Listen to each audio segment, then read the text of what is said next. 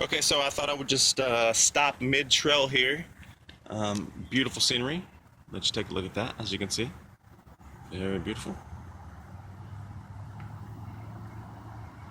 And take a quick video of my brand new Chinese Carbon 29er. So far, I love this thing.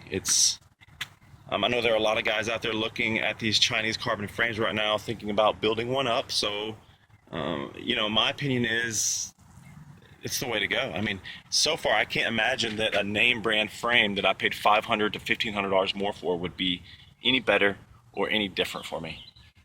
Really, I mean, I would much rather take that extra money and spend it on the components, which is exactly what I did.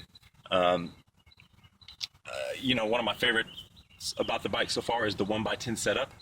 Now, this is kind of the ghetto version of the SRAM 1x11, which was on the wish list, but as many of you probably know, it's rather pricey.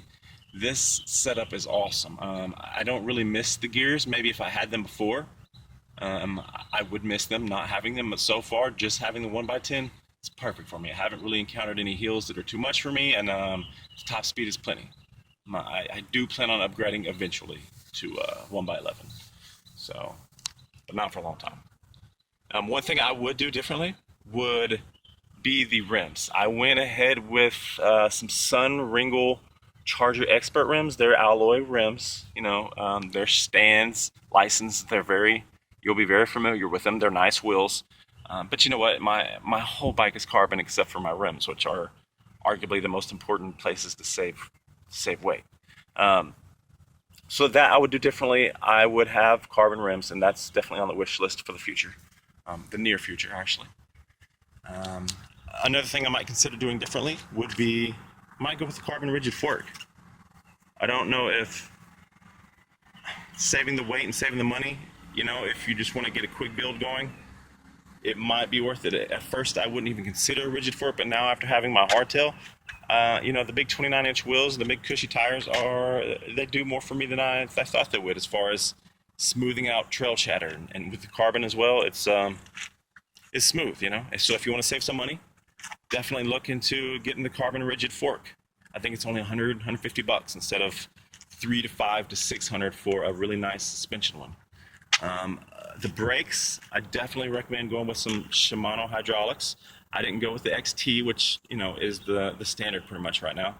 But from what I've read and from my experience, these the brand new Dior hydraulics are just as good, and they're awesome. I think they may be a little bit heavier, so that may be a downside for some people. Another thing I would probably do differently to keep my total price under $2K, because I ended up going a little over that, which was my budget. I ended up at about $2,300, $2,250, something like that. I would go ahead and get the Chinese carbon seat post, seat, and handlebars, and possibly even stem. I went name brand. I went almost full Easton Haven cockpit, which is super nice. Don't get me wrong, I love it. I'm glad I have it, but if I was wanting to save some money, I would not hesitate to go with the Chinese carbon cockpit at all. At first, I was a little worried with the integrity of doing that. The integrity of the carbon just kind of scared me a little bit. But after having my frame, seeing the quality of it, experiencing the quality of it, and just seeing it for myself, I would have no hesitations getting the full Chinese carbon cockpit, saving as much money as you can by going Chinese carbon. I mean, that seems to be the way to go.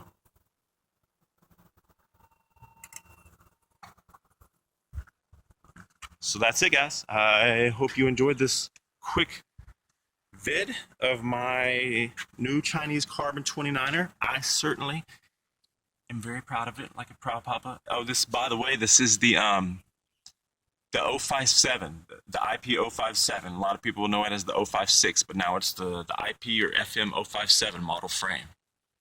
You can get it for about $500 shipping included. So I think that's a super deal compared to the $1,500 name brand options I've looked at. That's it, guys. Hope you enjoyed it. Have a good one.